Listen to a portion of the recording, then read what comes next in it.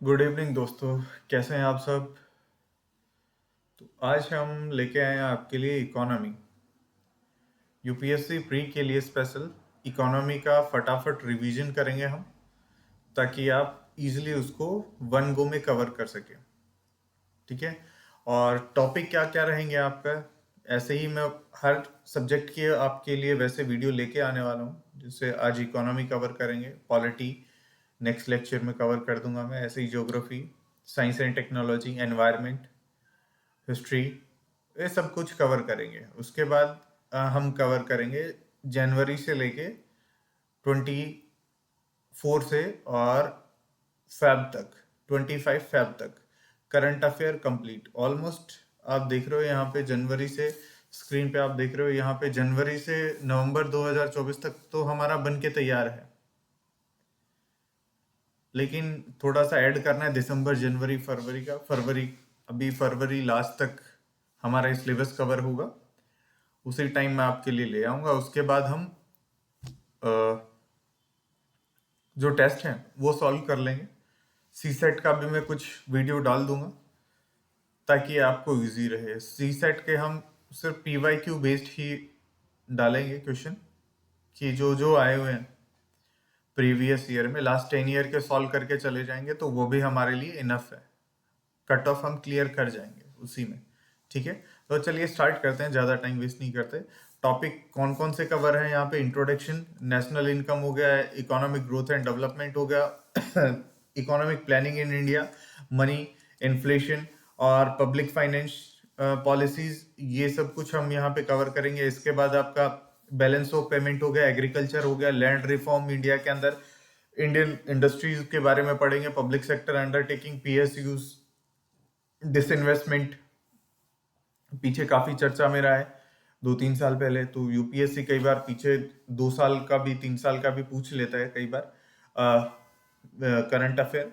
तो वैसे हम कवर करेंगे सारी चीजें, इंफ्रास्ट्रक्चर और major organisation report and indexes. इसके अलावा जो वर्ल्ड की जो जितनी भी बड़ी बड़ी ऑर्गेनाइजेशन है, वो मैं एक हैंड आउट आपको अलग से दे दूंगा, और वो हम कर भी लेंगे कि कौन सी ऑर्गेनाइजेशन का हेडक्वार्टर का है, काम क्या करती है, रिपोर्ट या इंडेक्स कौन सी वो पब्लिश करती है। ठीक है, तो चलिए स्टार्ट करते हैं ज्यादा देर ना करके।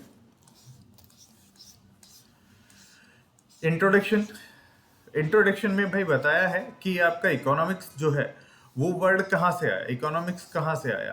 तो ग्रीक वर्ड है ये, और इकोनॉमिक्स और ओइकोमिकोस, यहाँ ये वर्ड है जिसका मतलब होता है ऑइकोस, मतलब होता है होम, और जो नोमोस है उसका मीनिंग होता है मैनेजमेंट, कि जो हाउस के अंदर जो चीजें हैं, ठीक है, वो हम कैसे मैनेज करते हैं। मतलब जो स्कार्सिटीज ऑफ रिसोर्सेज है, या फिर हम बोलते हैं कि जो हमारी अनलिमिटेड वांट्स हैं, उनको लिमिटेड चीजों के अंदर हम कैसे सेटिस्फाई करते हैं, उसे ही हम क्या कहते हैं, इकोनॉमी कहते हैं। ठीक है, अब टाइप ऑफ इकोनॉमीज, जो टाइप हैं उनकी बात कर लेते हैं कि कौन कौन से किस किस तरीके की इकोनॉमी होती है। आपने माइक्रो इकोनॉमी पढ़ा, और मैक्रो इकोनॉमी, दो होती हैं। माइक्रो जो है वो इंडिविजुअल लेवल पे काम करती है। इंडिविजुअल, एक जैसे अगर हम एक ही इंडिविजुअल की बात करें, एक महंगाई का एक इंसान पे क्या इम्पेक्ट पड़ता है, या किसी गुड्स और सर्विसेज का पर्टिकुलर एक सेक्टर की हम बात कर ले तो उसका प्राइस का मार्केट में क्या चल रहा है। ठीक है, वो हो गया माइक्रो। मैक्रो होता है एक बड़े लेवल पे, हम बहुत सारी गुड्स को लेके अगर हम एक चीज स्टडी करते हैं, ठीक है, एक बड़े लेवल पे एक कंट्री का जैसे हम रिप्रेजेंट करते हैं, तो यहाँ पे जीडीपी हो गया, इन्फ्लेशन हो गया, गवर्नमेंट पॉलिसीज हो गया, नेशनल इनकम हो गया, ये सारी क्या है आपकी मैक्रो इकोनॉमिक्स, एक बड़े लेवल पे अगर हम स्टडी करते हैं किसी चीजों को। अगर हम इंडिविजुअल लेवल पे अगर हम क्या करते हैं, स्टडी करते हैं चीजों को, तो वो क्या हो गया, माइक्रो इकोनॉमिक्स। इसके अलावा और भी अलग अलग तरीके की इकोनॉमी होती है, हर कंट्री की अलग अलग इकोनॉमी। जैसे कैपिटलिस्ट, कैपिटलिस्ट इकोनॉमी, ये जो पूंजी पूंजी वाले हैं, एडम स्मिथ ने इस चीज को लेके आया था। तो इन्होंने क्या कहा था कि जो भाई सब कुछ है ना, वो पैसे वाले के हाथ में दे दो, कैपिटलिस्ट के हाथ में दे दो, वही मार्केट को चलाएंगे, वही सारा सब कुछ करेंगे। जैसे यूएसए है, ठीक है, तो देखिए यहां पे लिखा है capitalism is characterised by the competition in the market for public wellbeing.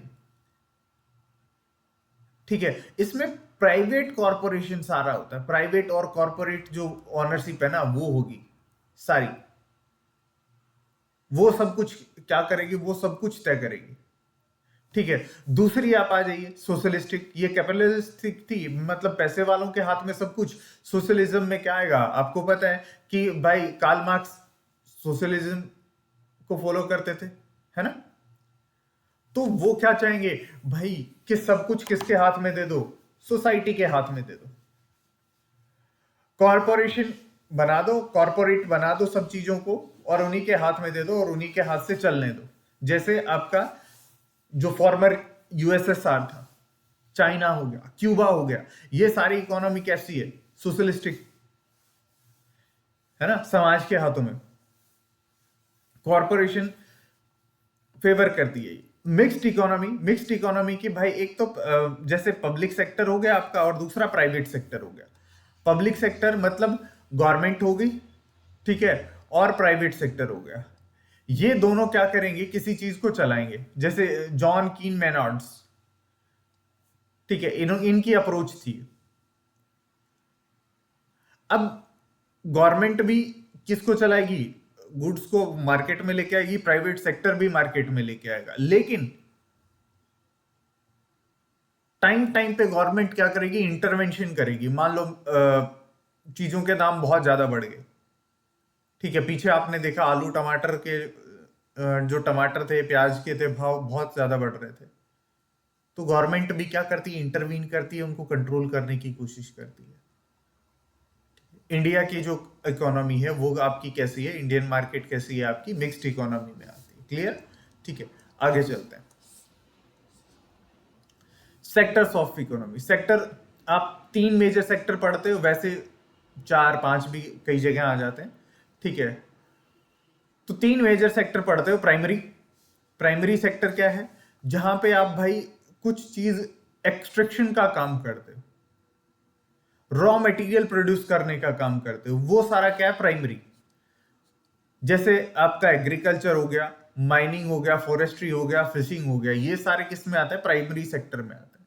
Secondary sector क्या होगा, जहां आप क्या करते हो सॉरी जहां आप क्या करते हो, किसी चीज का मतलब मैन्युफैक्चरिंग करते हो, फिनिश जो गुड्स होती हैं उनको बनाते हो, ठीक है। मैन्युफैक्चरिंग, सेकेंडरी सेक्टर में manufacturing, processing and construction activity lies in this sector. मतलब ये सारी चीजें सेकेंडरी सेक्टर के अंदर आएंगी। कंस्ट्रक्शन हो गया, मैन्युफैक्चरिंग हो गया। टर्सरी सेक्टर के अंदर क्या आता है, अब टर्सरी सेक्टर के अंदर आता है रिटेल, ट्रांसपोर्टेशन, आपका एंटरटेनमेंट, बैंकिंग, टूरिज्म, ये सारा सब कुछ जो ऊपर ऊपर वाला बच गया ना, वो सारा क्या है आपका टर्सरी सेक्टर में। अब दो सेक्टर और आते हैं, एक तो क्वार्टनरी स्ट्रक्चर, एक क्विनरी सेक्टर। अब देखोगे, आपने सुना होगा red collar job. Red collar job कहां आता है, आपकी प्राइवेट सॉरी जो प्राइमरी सेक्टर है वहां पे आता है। गोल्डन कॉलर जॉब कहां आता है, आपका जो क्विनरी सेक्टर है वहां गोल्डन कॉलर जॉब आता है। क्वार्टनरी सेक्टर में जैसे आपका रिसर्च एंड डेवलपमेंट हो गया, ठीक है, आपकी फाइनेंशियल प्लानिंग होगी, आपका ये एजुकेशन वगैरह हो गया, ये सब कुछ किस में आता है, क्वार्टनरी सेक्टर में आता है। क्विनरी सेक्टर में क्या आता है, जैसे आप जो पॉलिसी मेकिंग वाले हैं, आईएएस आईपीएस, जो मान लो आईएएस जो बनते हैं, पॉलिसी मेकिंग काम है उनका, डिसीजन मेकिंग काम है उनका, तो वो किस में आएंगे, क्विनरी सेक्टर में आएंगे। गोल्डन कॉलर जॉब होगा आपका, है ना। नेशनल इनकम की बात कर लेते हैं, नेशनल, आगे चल के नेशनल इनकम की बात कर लेते हैं कि एक देश में जो गुड्स प्रोड्यूस हो रही हैं किसी एक कन्फाइंड बाउंड्री के अंदर, है ना, वो कितना कितना गुड्स किसी कंट्री में प्रोड्यूस हो रहा है, दैट इज वो उस जगह की क्या है, इनकम है ना, किसी कंट्री की इनकम है। अब नेशनल इनकम क्या होती है भाई, सी प्लस आई प्लस जी प्लस एक्स माइनस एम। अब सी क्या है, टोटल कंजप्शन एक्सपेंडिचर है, टोटल इन्वेस्टमेंट है कि कहाँ के कितना पैसा लगा है, ठीक है। उसके बाद गवर्नमेंट एक्सपेंडिचर है, G is the government expenditure.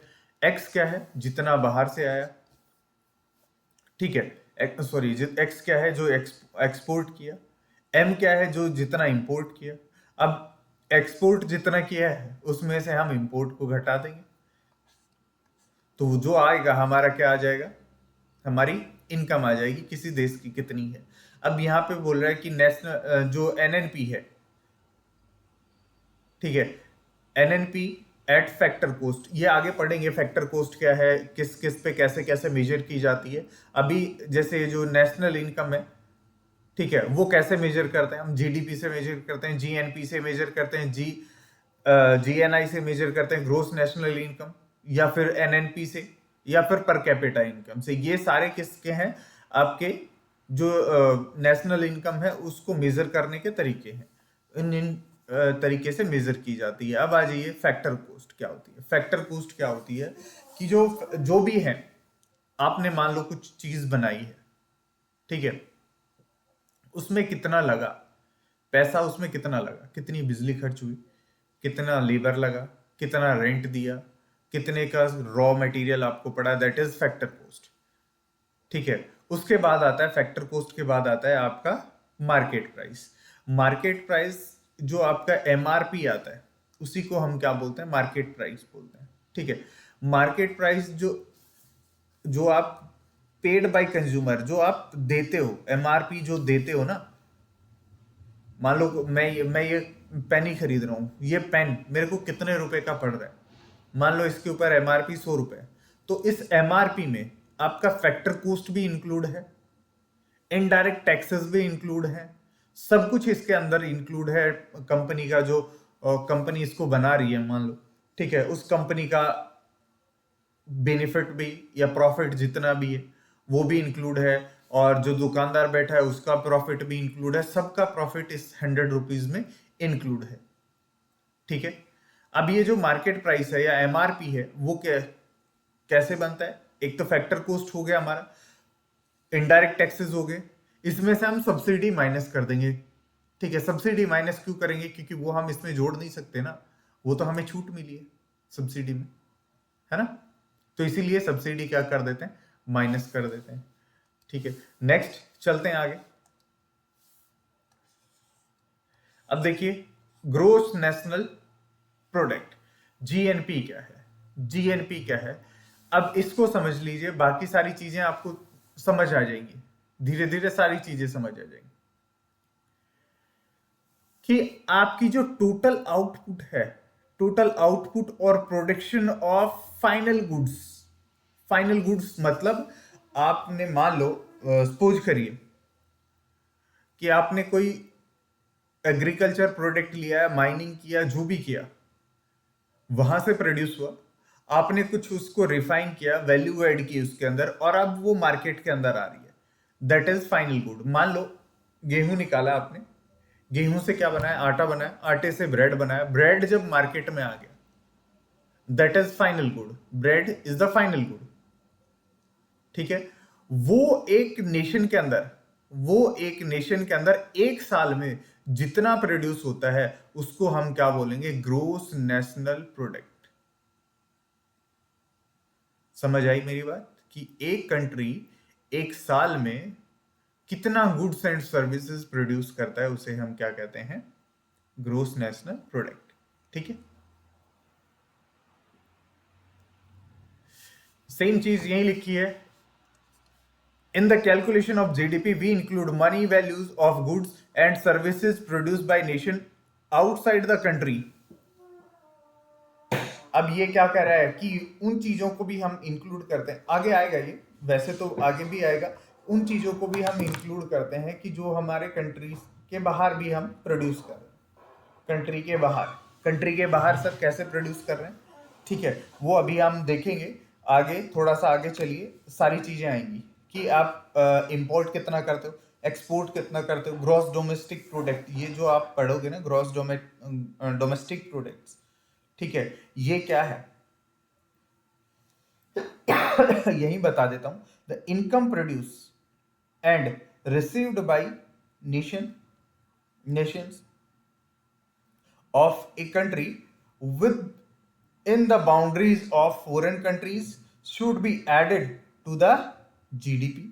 क्या कह रहा है, मान लो कोई इंडियन है, इंडियन बाहर जाके किसी कंट्री में जाके कोई पैसा कमा के ला रहा है, या मान लो किसी कोई एम्बेसी मान लो बाहर दूसरे कंट्री में, हमारे हर कंट्री में एम्बेसी है, वहां जो जितनी भी प्रोडक्शन होगी, वहां जो भी पैसा आएगा वो किसका पैसा है भाई, इंडिया का पैसा है ना। वो वहां से जो पैसा आ रहा है कि दूसरे कंट्री में हमारी टेरिटरी है, वहां से जो पैसा आया वो हमारा है।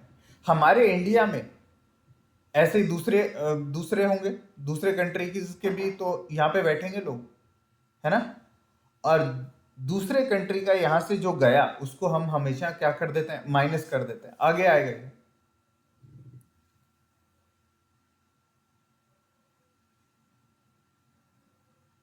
ठीक है, अभी नेक्स्ट पॉइंट पे ही देखिए आप, ये देखिए ये क्या कह रहा है, नेक्स्ट पॉइंट क्या कह रहा है कि इनकम रिसीव्ड बाय फॉरेनर्स, जो फॉरेनर्स होते हैं, ठीक है, foreigners with in the boundary of the country, with in the boundary of country, India की बात कर रहा है ये, हमारी कंट्री के अंदर, should be excluded from the GDP. क्यों सर, देश तो हमारा है भाई। मान लो ये कंट्री है ना, ये कंट्री है, इंडिया है, सपोज करो इसके अंदर एक यहाँ पे एक ये किसी भी मान लो कोई भी कंट्री है, ठीक है, उसका ऑफिस यहाँ पे है और हमारा ऑफिस, ये कोई भी XYZ कंट्री है तो हमारा ऑफिस भी यहाँ पे है। अब ये जो कमाएगा वो हमारी हो गया, है तो बाहर की लैंड, है तो अदर कंट्री की लैंड, लेकिन यहाँ जो पैसा आएगा वो हमारा होगा, एम्बेसी है हमारी और ये दूसरे कंट्री की एम्बेसी है, तो ये जो कमाएगा वो अपने कंट्री को देगा और हम जो कमाएंगे वो हमारे कंट्री को आएगा। मतलब ये है तो बाहर, लेकिन टेरिटरी इंडिया की है तो इंडिया की जीडीपी में काउंट होगा, है ना। ये है तो इंडिया की अंदर, लेकिन यहाँ जो प्रोडक्शन हो रही है वो दूसरे कंट्री की हो रही है, तो इसे ये दूसरा कंट्री क्या करेगा, काउंट करेगा अपने इनकम में। आई बात समझ।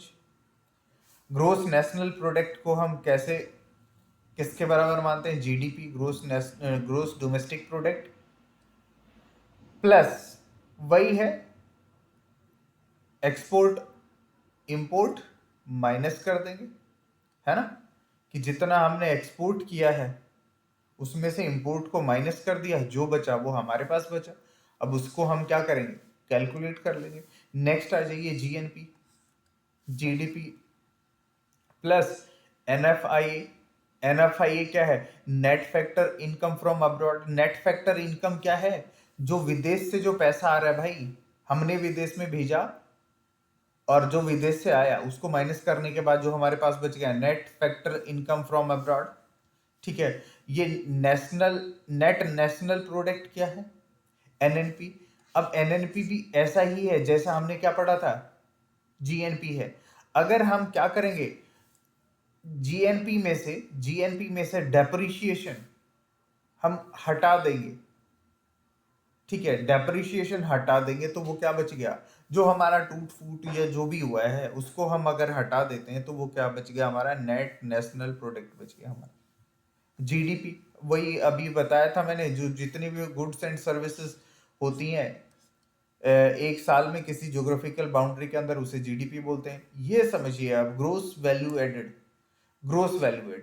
कोई भी आपके पास, अभी मैं बता रहा था, कोई भी आपके पास एक चीज है, मान लो अभी आपके पास आटा था, आटे से आपने ब्रेड बनाया, आटा और ब्रेड के प्राइस क्या सेम रहेंगे, हाँ या ना, यस और नो।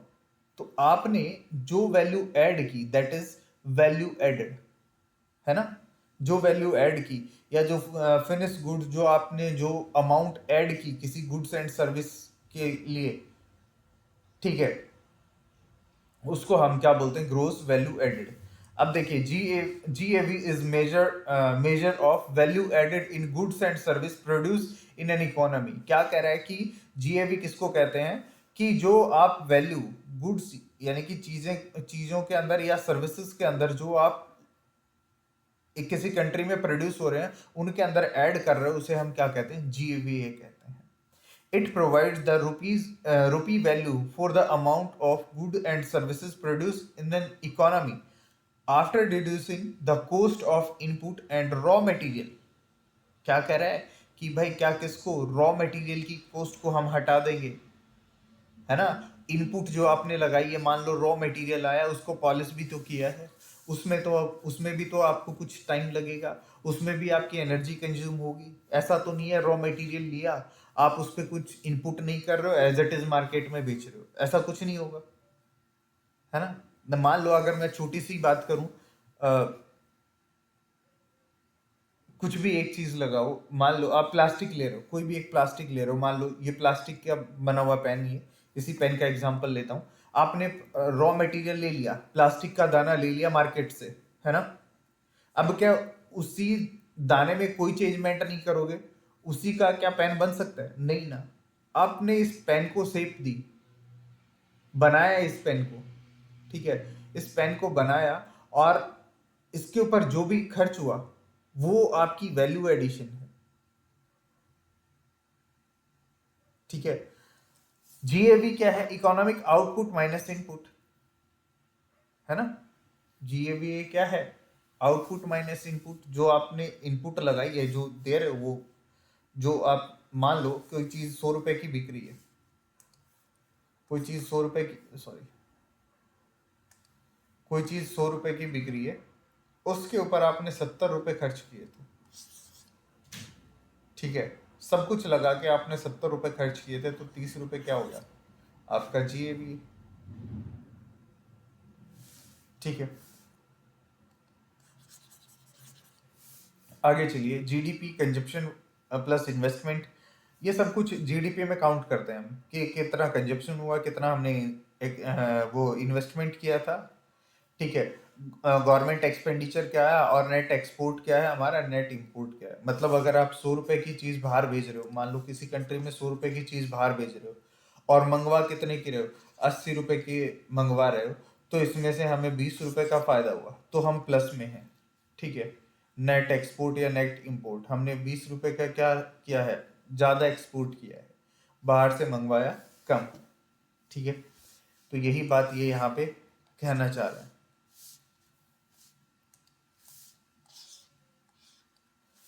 नॉमिनल जीडीपी और रियल जीडीपी। नॉमिनल जीडीपी क्या होता है, देखिए, नॉमिनल जीडीपी अगर मैं बात करूं कि, तो एक मार्केट, मान लो आज इस साल की हम जीडीपी, इस साल की हम जीडीपी अगर काउंट करते हैं, करंट ईयर की अगर हम काउंट करते हैं, तो वो क्या होगा, आपकी नॉमिनल जीडीपी होगी। रियल जीडीपी हम बेस ईयर से काउंट करते हैं। बेस ईयर क्या, हमारा, अगर हम मान लो हमारा बेस ईयर पहले 2004-5 था, अभी क्या है, हमारा बेस ईयर 2011-12 है, ये चेंज हो जाता है बेटा। और ये बेस ईयर किस में लेते हैं हम, मान लो जिस ईयर में ज्यादा कांस्टेंट प्राइस की वैल्यू या चीजों की, गुड्स एंड सर्विसेज की वैल्यू कांस्टेंट रहती है ज्यादातर, उसको हम क्या लेते हैं, हमारा बेस ईयर लेते हैं। ये कमेटी बैठती है, वो डिसाइड करती है कि किसको हम कैसे बेस ईयर लेंगे, ठीक है। तो न्यू बेस ईयर हमारा 2011-12 है, ठीक है। वहां से हम जीडीपी कैलकुलेट करेंगे, तो उसे हम क्या कहते हैं, रियल जीडीपी कहते हैं, उसे हम क्या कहेंगे, रियल जीडीपी, ठीक है।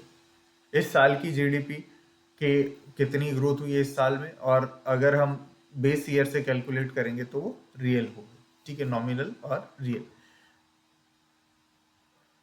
नेशनल इनकम हो गया हमारा। नेशनल इनकम, एक कंट्री कितना अपना, जैसे एनएनपी हमने किया था, ठीक है, सॉरी जीएनपी किया था, ये सब हम कर चुके। पर्सनल इनकम देखिए आप, ये थोड़ा सा रहेगा। एक पर्सनल इनकम है, दूसरी पर्सनल डिस्पोजेबल इनकम है ना।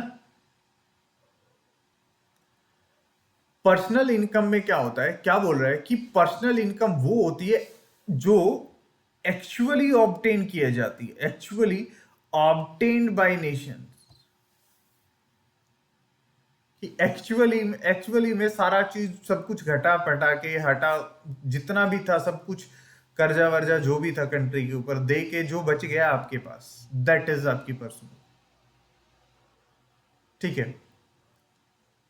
वो जो है आपकी वो पर्सनल इनकम है। लेकिन पर्सनल डिस्पोजेबल इनकम क्या है? पर्सनल डिस्पोजेबल इनकम ये है कि आपके पास खर्च करने के लिए कितना धन बचता है, that is personal disposable income. Personal income में से भी हम डायरेक्ट टैक्स अगर हटा देंगे, टैक्स दे दिया आपने, तो आपके पास खर्च करने के लिए जो भी बचा वो क्या हो गया बेटा? आपका पर्सनल डिस्पोजेबल इनकम या disposable personal income, DPI. Clear? Per capita income देखिए, पर कैपिटा इनकम नेशनल की इनकम जितनी है, कि जितनी हमारी जीडीपी है उसकी, उसके बाद हमारी पॉपुलेशन कितनी है, उससे अगर हम डिवाइड कर देते हैं तो एक इंसान के हिस्से कितने रुपए आते हैं, दैट इज हमारी पर कैपिटा इनकम, है ना। सबसे पहले दादा भाई नौरोजी ने किया था। देखते हैं दादा भाई नौरोजी, ये रहा। हाँ देखिए, नेशनल इनकम 1868 में दादा भाई नौरोजी, उनकी बुक में, कौन सी बुक थी? Poverty and un British rule in India. इस बुक के अंदर उन्होंने अपना एस्टिमेट दिया था कि क्या, नेशनल इनकम का, पर कैपिटा इनकम का। उस टाइम उन्होंने बताया था कि पर कैपिटा इनकम इंडिया की 20 रुपए है, ब्रिटिश टाइम में, है ना, ब्रिटिश एरा के टाइम में। देखिए 1868 की बात कर रहे हैं। अब देखिए, अच्छा एक रह गया मेथड्स, जो रह गया हमारे, पर कैपिटा इनकम हो गया, मेथड्स रह गए कि नेशनल इनकम को मेजर करने के कौन कौन से तरीके हैं। एक तो प्रोडक्ट मेथड हो गया, दूसरा इनकम मेथड हो गया, और तीसरा क्या हो गया? Consumption method. प्रोडक्ट मेथड क्या हो गया कि भाई आप जितना भी सब कुछ जो बना रहे हो, जो फाइनल गुड्स आपकी बन गई, ठीक है, एक साल में, उसी को आप मेजर कर लेते हैं, उसी को आपने मेजर कर लिया, वो आपकी क्या हो गई? जीडीपी हो गई। सारा सब कुछ मिला जुला के। इनकम मेथड क्या हो गया कि आपने जो जहां जहां से पैसा कमाया, सब कुछ जो पैसा कमा रहे हो वो क्या हो गया? आपकी इनकम मेथड होगी। जैसे नेशनल इनकम, पूरी नेशन की इनकम मेथड से अगर हम काउंट करते हैं तो टोटल रेंट जहां से आ रहा है हमारा टोटल वेजेस जहां से आ रहे हैं, हमारा इंटरेस्ट जहां से आ रहा है जिसको पैसा दे रखा है, और टोटल प्रॉफिट जो हम एक्सपोर्ट इंपोर्ट कर रहे हैं उसके ऊपर प्रॉफिट कितना आ रहा है, या जो भी हम चीजें सेल आउट कर रहे हैं उनके ऊपर प्रॉफिट हमारा कितना है, दैट इज आपका इनकम मेथड। कंजप्शन मेथड क्या है कि जो आपका मतलब इसी कंजप्शन मेथड को एक्सपेंडिचर मेथड भी बोलते हैं, ठीक है, कि आपने income is either spent on consumption और saved, hence national income is the addition of total consumption and total saving. क्या कह रहा है कि आपने खर्च कितना किया, कंज्यूम कितना किया, और कंज्यूम करने के बाद आपने बचाया कितना, उसी को हम क्या कहते हैं? Consumption method. ठीक है, हाँ या नहीं? जो इंडिया है हमारा, इंडिया के अंदर कौन सा यूज होता है? Production method and income method, दोनों ही क्या होते हैं? हम यूज करते हैं, मिक्स यूज करते हैं। ठीक है, अब आगे आ जाइए। ये तो हमने बता दिया, पर कैपिटा इनकम बताई थी नेशनल इनकम काउंट करने के लिए दादा भाई नौरोजी ने 1868 में। तो आगे चलते हैं, हम आगे हम देखेंगे कि उसके अलावा भी बहुत सारे लोगों ने बताया कि भाई जैसे 1911 में बात की गई, 1913-14 में बात की गई, उसके बाद 1925 में बात की गई। अभी देखो यहाँ से और यहाँ से बताया गया कि पर कैपिटा इनकम इंडिया की धीरे धीरे क्या हो रही थी? बढ़ रही थी। उसके बाद जब हम आज़ाद हुए, आज़ाद होने के बाद जैसे इंडिया को फ्रीडम मिली, तो जो गवर्नमेंट ऑफ इंडिया ने अपॉइंट किया, क्या एक नेशनल इनकम कमेटी बनाई अगस्त 1949 में, जिसके चेयरमैन जो चेयरमैनशिप थी वो किसके पास थी? जो प्रोफेसर पीसी महालवेश थे उनके पास थी, है ना। उनने क्या किया? सीएसओ बनाया। सीएसओ बनाया, सेंट्रल स्टैटिकल ऑर्गेनाइजेशन बनाया 1949 में। किसके लिए बनाया? जो नेशनल इनकम है उसको काउंट करने के लिए। अब ये जो सीएसओ है, सीएसओ के दो पार्ट हैं, एक तो आपका हो गया एनएसओ, ठीक है, और दूसरा हो गया एनएसएसओ, ठीक है। एनएसओ क्या हो गया? आपका नेशनल स्टैटिक ऑफिसर हो गया, और दूसरा आप क्या क्या हो गया? एनएसएसओ क्या हो गया? नेशनल सैंपल सर्वे ऑफिसर हो गया। अब इन दोनों का काम अलग अलग है। दोनों का काम क्या है? जैसे अगर मैं सॉरी भाई, अगर मैं बात करूं,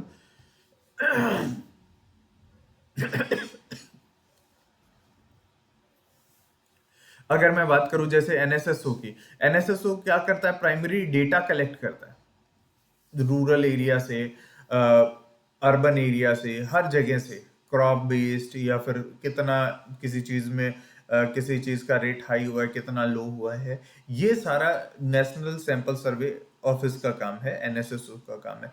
एनएसओ क्या करता है सर? फिर एनएसओ क्या करता है? ये जितने भी इंडेक्सेस हैं इंडस्ट्री वगैरह के, जो भी आपके हैं, नेशनल इनकम अकाउंटिंग, ये जैसे यहाँ पे सारे लिख रखे हैं, energy statics, infrastructure statics, national income accounting, conduct of annual survey of the industries, ये सारे काम कौन करता है भाई? ह्यूमन डेवलपमेंट स्टैटिकल, जेंडर जो स्टैटिक्स होता है उसको कैलकुलेट करना, इन सब का काम कौन करता है? आपका एनएसओ करता है। ये सारे काम कौन करता है? एनएसओ करता है। अब ये रहा नेशनल स्टैटिकल ऑफिस। अब देखिए इसमें बता रखा है, ये सारी चीजें बताएगा कि क्या क्या करता है ये, ठीक है। आपका कमिश्नर इसका हेड होता है, ठीक है। डायरेक्टर जनरल इसका, सॉरी, डायरेक्टर जनरल इसका हेड होगा। एनुअली सर्वे करता है ये सारी चीजों की, साल में एक बार, मतलब एनुअली हर साल ये क्या करता है? सर्वे करता है कि कौन कौन कहाँ कहाँ है। अब नेक्स्ट, इतना खत्म। अगला चैप्टर हमारा शुरू हो गया, economic growth and development. Economic growth क्या है और इकोनॉमिक डेवलपमेंट क्या है? अगर पैसा इजाफा हो रहा है कहीं, that is economic growth. Economic development क्या है? अगर किसी इंसान में पैसे के साथ साथ उसका लिविंग स्टैंडर्ड भी बढ़ रहा है, that is development, that is economic development. मान लो सिर्फ पैसा बढ़ रहा है कहीं पे, पैसा ही पैसा आया जा रहा है किसी के पास, ठीक है, गुड्स और सर्विसेज जहां पे प्रोड्यूस हो रही हैं, दैट इज आपका इकोनॉमिक ग्रोथ। इकोनॉमिक डेवलपमेंट क्या है? अगर स्टैंडर्ड ऑफ लिविंग बढ़ गया किसी का, दैट इज आपका क्या है? आपका इकोनॉमिक डेवलपमेंट, ठीक है। सेल्फ स्टीम जो नीड है वो फुलफिल हो जाए, और कोई जो अपनी चॉइस है वो पूरा कर पाए। ऐसा तो नहीं है कि पूरी चॉइसें जो मतलब फिजिबल हो। अब मान लो मैं ही बोल दूं कि इंडिया के जो सबसे ज्यादा पैसे वाले हैं उनसे ऊपर चला जाऊं, तो वो तो, हाँ, अपॉर्चुनिटी है हमारे पास, गवर्नमेंट ने दी है। गवर्नमेंट ने तो क्या, कॉन्स्टिट्यूशन ने हमें अपॉर्चुनिटी दी है, तो जा सकते हैं, क्यों नहीं जा सकते। लेकिन डेवलपमेंट की बात कर रहा है, डेवलपमेंट भी वही होगा भाई, असल मायने में डेवलपमेंट भी वही होता है कि आप जहाँ क्या कर सको, स्टैंडर्ड, जो लिविंग स्टैंडर्ड है वो बढ़ सके किसी का, ठीक है। सेकंड पॉइंट देखिए इसी में, अगर हम बात करें तो इकोनॉमिक ग्रोथ में क्या कह रहा है? It is conventionally measure by an increase in the country GDP, GNP, per capita income, या जो नेट जो आपकी डोमेस्टिक प्रोडक्शन है उसमें। यहाँ पे डेवलपमेंट में क्या कह रहा है? इकोनॉमिक डेवलपमेंट में क्या कह रहा है? It is associated with change in socio economic process of the, sorry, progress in the, या ऑफ द कंट्रीज। क्या कह रहा है कि एक सोशियो इकोनॉमिक जो कंडीशंस है ना, उसमें किसी कंट्री में सुधार आ जाए, तो उसको हम क्या बोलते हैं भाई? कि कंट्री क्या कर रही है? डेवलपमेंट पे है ना। इकोनॉमिक डेवलपमेंट हो रहा है कि लोगों के पास पैसा जा रहा है असल मायने।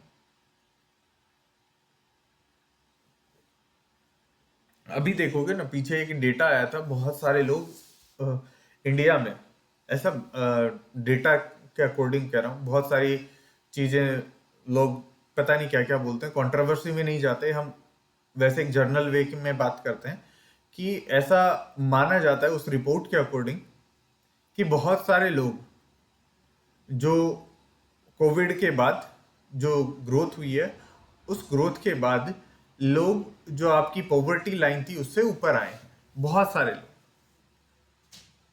जो बीपीएल था, बिलो पॉवर्टी लाइन, वो अभी अबव पॉवर्टी लाइन है। तो लोगों के पास पैसा है, स्टैंडर्ड ऑफ लिविंग बढ़ा है, तो डेवलपमेंट भी हुआ है, ऐसा मानना है।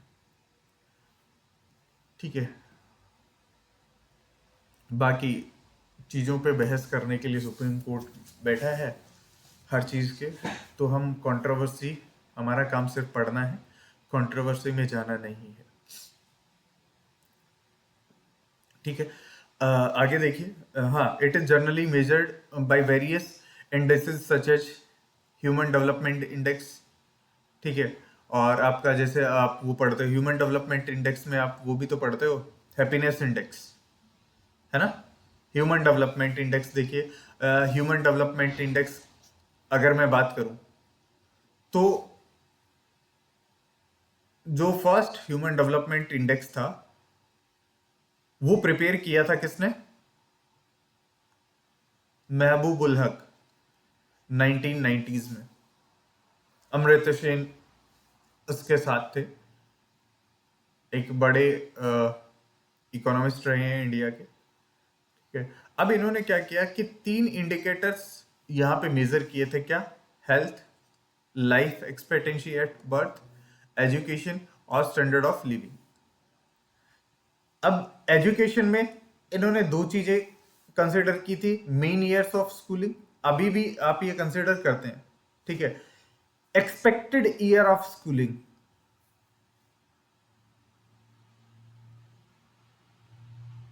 अब इन्हीं 3 इंडिकेटर्स के ऊपर हमारा क्या आया? ह्यूमन डेवलपमेंट इंडेक्स आया। अब देखोगे ना, हैप्पीनेस इंडेक्स जो आप देखते हो वो बांग्लादेश से शुरू हुआ था, और हैप्पीनेस इंडेक्स में बांग्लादेश सबसे ऊपर था।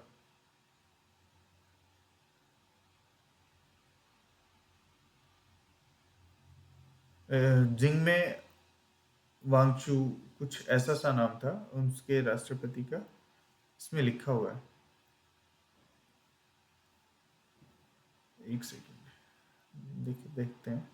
जिंगमे, हाँ हाँ, भूटान, सॉरी, मैंने बांग्लादेश बोल दिया, सॉरी सॉरी सॉरी, ये रहा भूटान। भूटान, भूटान के राजा थे, भूटान के किंग थे वांगचुक, जिंगमे जिंगमे सिंगे वांगचुक, 1972 में जिंगमे सिंगे वांगचुक। इन्होंने जो नेशनल हैप्पीनेस इंडेक्स था वो सबसे पहले दिया था, और इनके जो पैरामीटर थे वो भी देखिए, बड़े अच्छे पैरामीटर लिए हैं। Economic wellness, environment wellness, physical wellness, mental wellness, social wellness, political wellness, ये पैरामीटर इन्होंने कंसिडर किए हैं। ये पैरामीटर कि अगर कोई इंसान किसी कंट्री में खुश है और उनको खुश करने के लिए हमें क्या क्या चीजें करनी चाहिए। अब किसी इंसान को पैसा ही नहीं मिलेगा, खाने को रोटी नहीं मिल रही, तो वो क्या खुश है? नहीं है। ठीक है, एनवायरनमेंट वहां का अच्छा नहीं है, तो क्या वो खुश रह पाएगा? वैसे ही जितना कमाएगा वो बीमारी में चला जाएगा। ठीक है, स्ट्रेस है, काम का बहुत लोड है, ये चीजें अच्छी नहीं चल रही, पॉलिटिकल क्राइसिस, सोशल बिहेवियर लोगों का ठीक नहीं है, सोसाइटी अजीब सी है, लोग अच्छे नहीं है, क्राइम रेट ज़्यादा है। तो वो सारी चीज़ें अगर हम ठीक कर लें तो हम हमारा हैप्पीनेस इंडेक्स क्या हो जाएगा? बढ़ जाता है। जिसमें जिस जिस कंट्री में ये चीज़ें वर्स्ट हैं या मतलब डिग्रेडेड हैं, कम है, तो वहाँ पे हैप्पीनेस इंडेक्स गिरता चला जाता है। वापस आते हैं ऊपर, जो टॉपिक हमारे एक आधा रह गया वो कवर करते हैं। देखिए, inequality adjustment human development index, IHDI, ये किसकी बात कर रहा है? जो इनइक्वेलिटीज है ना, उनकी बात करता है। जो पॉपुलेशन में इनइक्वेलिटीज हैं, मतलब हैव्स एंड हैव नोट की बात करेगा। और ये जो ह्यूमन डेवलपमेंट इंडेक्स है वो वैल्यू बेस्ड है, ठीक है। वैल्यू बेस्ड इनइक्वेलिटीज की बात करेगा। जेंडर इनइक्वेलिटी की बात करते हैं हम, तो 3 डायमेंशन जेंडर इक्वालिटी है, रिप्रोडक्टिव हेल्थ की, एम्पावरमेंट की और लेबर मार्केट की, ठीक है। जो जेंडर इनइक्वालिटी इंडेक्स बनता है वो इन्हीं चीज़ों पे बनता है कि रिप्रोडक्टिव हेल्थ कैसी है, एम्पावरमेंट कितना है, जिसे आजकल हम वीमेन एम्पावरमेंट की बात करते हैं, तो जेंडर इक्वालिटी की बात करते हैं, ठीक है। लेबर मार्केट की, लेबर में अगर हम बात करें तो फीमेल को लेबर में कितने पैसे मिलते हैं और मेल को कितना मिलता है, ठीक है। नेक्स्ट अगर हम बात करें जेंडर डेवलपमेंट इंडेक्स की, तो जेंडर डेवलपमेंट इंडेक्स के भी 3 पिलर हैं। कौन कौन से हैं? जो हेल्थ है, मेल और फीमेल की, एक्सपेक्टेंसी एट बर्थ, एजुकेशन की, और कितना कितना रिसोर्सेज, जो इकोनॉमिक रिसोर्स है उन पे कमांड है उसकी। तो ये जो आपका जो जेंडर डेवलपमेंट इंडेक्स है उसके 3 डायमेंशन है, ये ही मेजर करते हैं, ठीक है। नेक्स्ट आ जाइए, जो आपका जेन्युइन जो प्रोग्रेस है उसके इंडिकेटर क्या है, कि वेलफेयर कितना हो रहा है किसी कंट्री में, चीज़ें कैसी हैं वहाँ की, अच्छी हैं बुरी हैं, ये सब सारा उसी में मेजर करते हैं हम। अब नेक्स्ट आ जाइए एमपीआई, ठीक है, मल्टी डायमेंशनल पॉवर्टी इंडेक्स। अब इसको सबसे पहले देखना थोड़ा सा इंपॉर्टेंट है। ये 2010 में ऑक्सफोर्ड जो यूनिवर्सिटी है, Oxford poverty and human development initiative and UNDP, इन्होंने मिलके दिया था। इसके भी 3 डायमेंशन है। 3 डायमेंशन क्या है आपका? हेल्थ हो गया, एजुकेशन हो गया और लिविंग स्टैंडर्ड हो गया। हेल्थ में हम किसकी बात करेंगे? चाइल्ड मोर्टेलिटी की बात करेंगे और न्यूट्रिशन की बात करेंगे।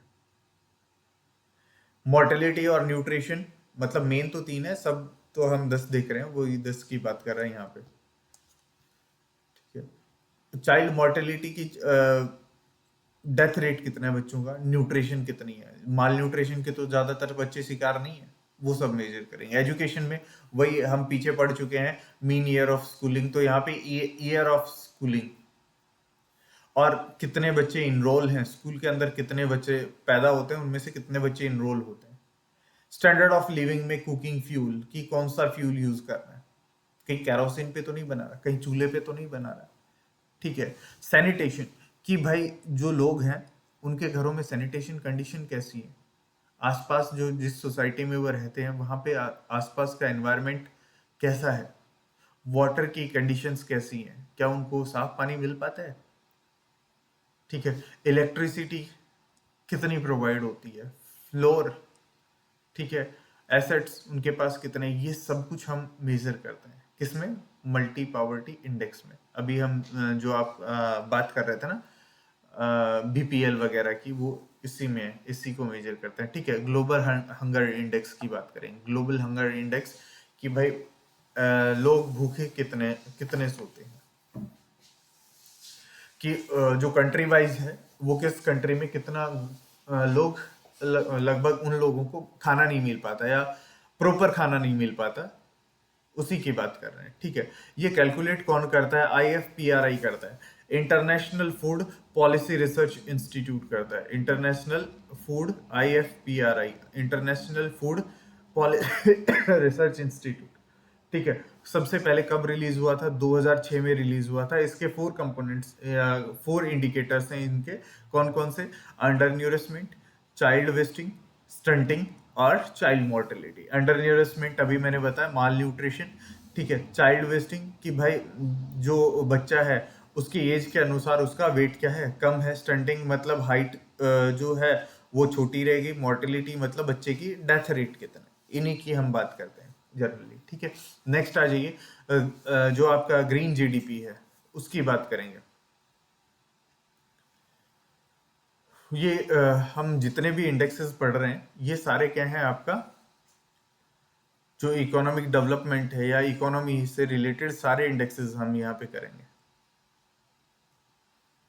ठीक है।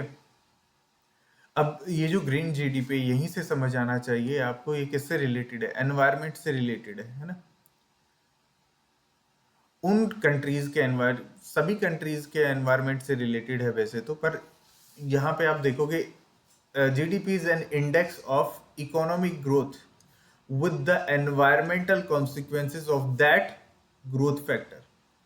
जो बहुत फास्ट रेट से ग्रो कर रहे हैं या फिर जो भी है, उनका जो ग्रोथ फैक्टर से एनवायरनमेंट, मान लो कोई भी कंट्री बहुत ज़्यादा ग्रो कर रहा है और ग्रो करेगा तो ऑब्वियसली किसी चीज़ को पाने के लिए कुछ तो खोना पड़ेगा हमें। अब मान लो इंडस्ट्रियलाइजेशन हुआ, प्री इंडस्ट्रियलाइजेशन और पोस्ट इंडस्ट्रियलाइजेशन, अगर हम पोल्यूशन का लेवल देखते हैं तो एक ह्यूज डिफरेंस नजर आएगा आपको। क्यों नजर आएगा? क्योंकि इंडस्ट्रियलाइजेशन के बाद बहुत सारी चीजें बढ़ी हैं जिससे पॉल्यूशन बढ़ा है। क्यों? जैसे जैसे पॉपुलेशन बढ़ी है, गुड्स की डिमांड बढ़ी है, डिमांड बढ़ी है तो प्रोडक्शन बढ़ी है, और उस प्रोडक्शन बढ़ने के लिए फ्यूल कंज्यूम हुआ है, और फ्यूल कंज्यूम हुआ है तो वो जो फ्यूल बर्निंग आउट हुआ है वो कहाँ जाएगा? एनवायरमेंट के अंदर जाएगा। तो उसी की बात कर रहे हैं हम। जैसे जैसे इकोनॉमिक ग्रोथ हुई है ना, वैसे वैसे इन्वायरमेंटल कंडीशन वर्स्ट होती गई है, इन्वायरमेंट डिग्रेड हुआ है हमारा। ठीक है, इसमें हम क्या मेजर करते हैं? जो आपका ग्रीन जीडीपी है, उसमें हम क्या मेजर करते हैं कि बायोडाइवर्सिटी लॉस कितना हुआ है। यहाँ देखिए, जो green GDP monetize the loss of biodiversity and accounts for the cost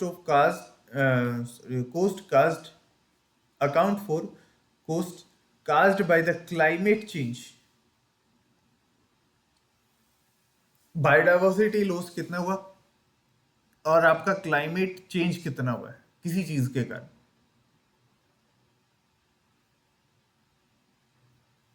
है ना? अब इसको एक इंडिकेटर ऐसा है, जैसे अभी हमने पर कैपिटा इनकम पढ़ा था, वैसे ही इसको per capita carbon dioxide emission या per capita carbon dioxide emission per year, एक साल में एक इंडिविजुअल कितनी कार्बन डाइऑक्साइड पैदा कर रहा है, उससे हम इसको क्या करते हैं? मेजर करते हैं। नेक्स्ट आपका देखिए SDG, sustainable development goal. Sustainable development goal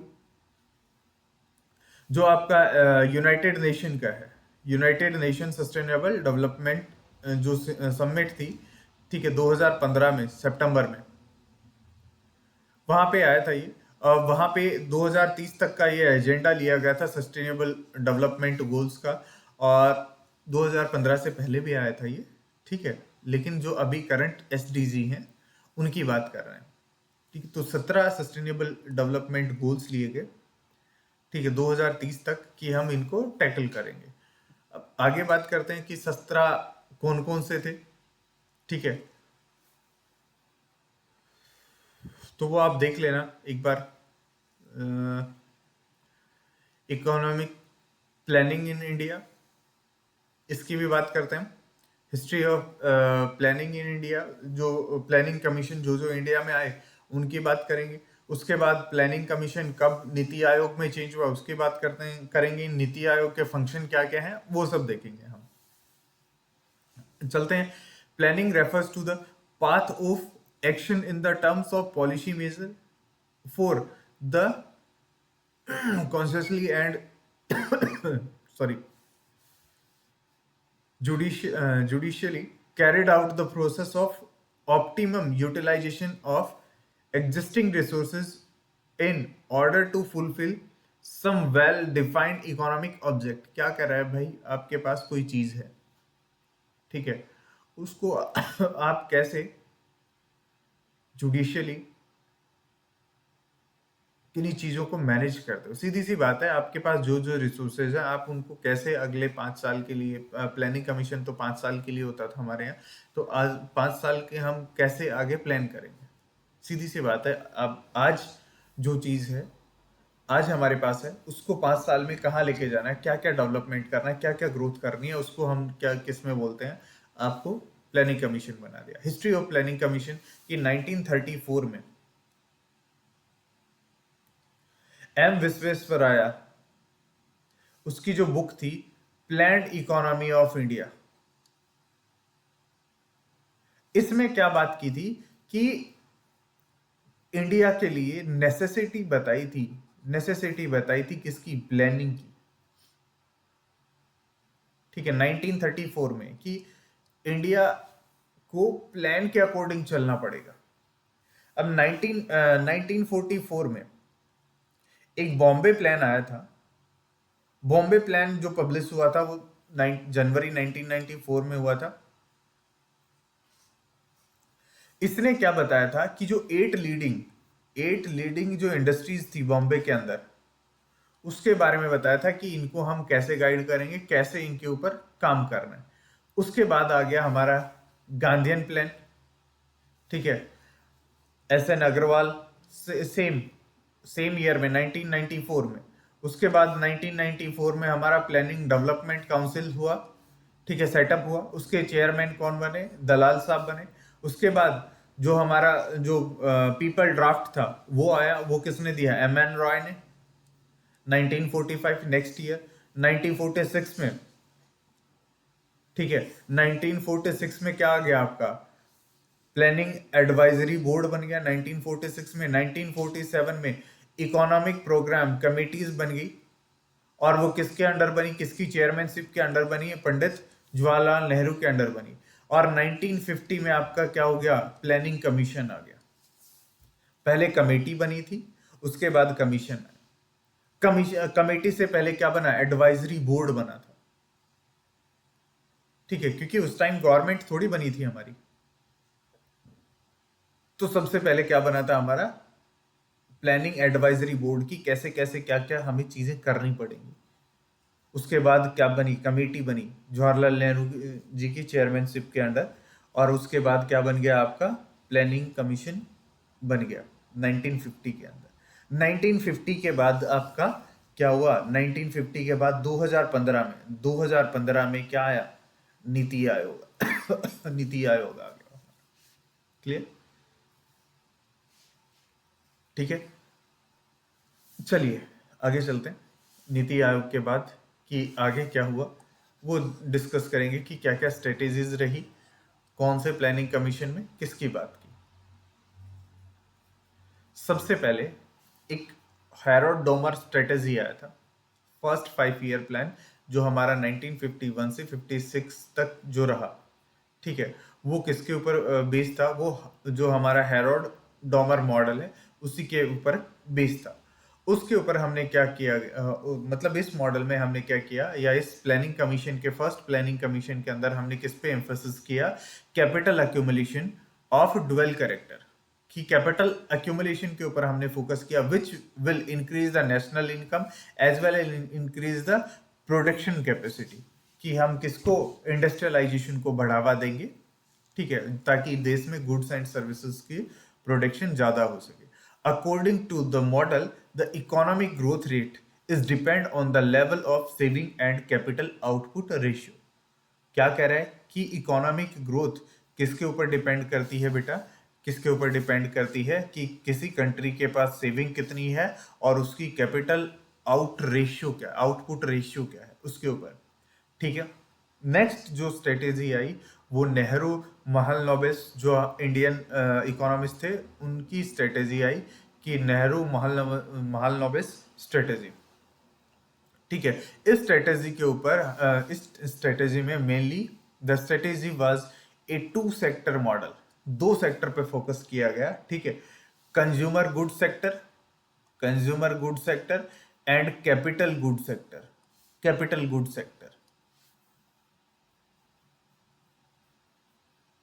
इसमें क्या किया गया? हैवी जो इंडस्ट्री थी, strategy focus on investment in the heavy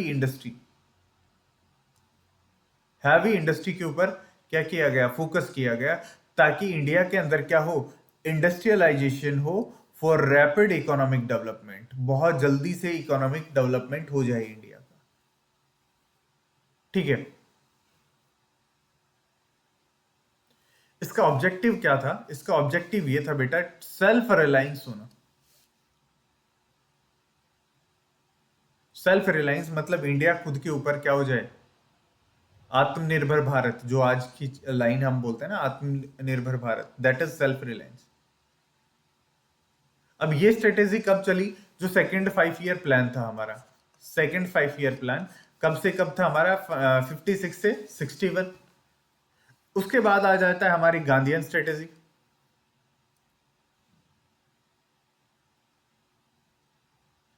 ठीक है, गांधीयन स्ट्रेटेजी किसने दी थी? आचार्य श्रीमन नारायण अग्रवाल, अग्रवाल साहब ने दी थी।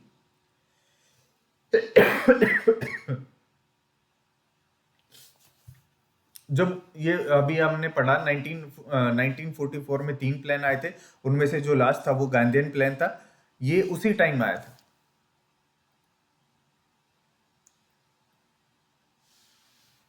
अब इसमें क्या था, इसका जो ऑब्जेक्टिव था वो क्या था कि जो मटेरियल है, material as well as the cultural level of masses, so as to provide the basic standard of life, कि भाई ग्रास रूट जो डेवलपमेंट है, आप डीपीएसपी में भी पढ़ते हो, पंचायती राज ग्रास रूट डेवलपमेंट, कि भाई कल्चरल डेवलपमेंट किया जाए, मासेस का, मासेस को पैसा दिया जाए ताकि उनका जो स्टैंडर्ड ऑफ लिविंग है वो बढ़ा जाए। ठीक है, कैसे? इस जो ये थर्ड जो आया, थर्ड प्लान था, ये थर्ड प्लान था। थर्ड प्लान के अंदर आपने पढ़ा होगा एग्रीकल्चर के अंदर, एग्रीकल्चर के ऊपर फोकस किया गया था। एग्रीकल्चर के ऊपर क्यों? साइंटिफिक मेथड अगर एग्रीकल्चर का डेवलप होगा, ठीक है, तो क्या होगा, cottage industry, village industry develop होगी, और जो लोअर लेवल के जो लोग हैं उनके पास क्या आएगा बेटा? पैसा आएगा,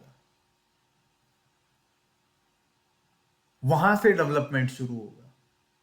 ठीक है, अब ये थर्ड में बात की गई। देखिए नेक्स्ट क्या गया, it lays emphasis on scientific development of agriculture and rapid growth of cottage and village industry, khadi, Khadi Gram Udyog, है ना, खादी के ऊपर। अब आ गया आपका एलपीजी। एलपीजी गैस की बात नहीं, लिबरलाइजेशन, प्राइवेटाइजेशन, ग्लोबलाइजेशन की बात कर रहे हैं। ठीक है, ये जो 90s के अंदर उससे पहले हमारी क्लोज इकोनॉमी बताते हैं। क्लोज इकोनॉमी क्या होती है बेटा? जहां पे अगर हम बात करेंगे जो एक्सटर्नल इन्वेस्टर हैं वो आके इन्वेस्ट नहीं कर सकते, क्लोज इकोनॉमी का मतलब ये होता है। ठीक है, उस जब इंडिया के अंदर क्राइसिस आया तो हमें हमारी इकोनॉमी क्या करनी पड़ी थी? ओपन करनी पड़ी थी। तो उसके बाद एलपीजी रिफॉर्म्स हुए। उस टाइम जो आपके फाइनेंस मिनिस्टर थे वो कौन थे? आपके blue turban, doctor Manmohan Singh, काफ़ी अच्छे इकोनॉमिस्ट रहे हैं। ठीक है, और उस टाइम गवर्नमेंट किसकी थी? आपकी नरसिम्हन राव, जो आपके गवर्नमेंट थी उस टाइम। हाँ देखिए, इंट्रोड्यूस बाय द आपके जो फाइनेंस मिनिस्टर थे उस टाइम मनमोहन सिंह थे, और गवर्नमेंट किसकी थी? नरसिम्हन राव जी की। ठीक है, नरसिम्हन राव जी की गवर्नमेंट थी उस टाइम आया था ये। ठीक है, इसने क्या कहा था कि foreign direct investment, FDI, FDI को फॉलो किया हमने, किसके लिए? To boost the economic growth, economic growth के लिए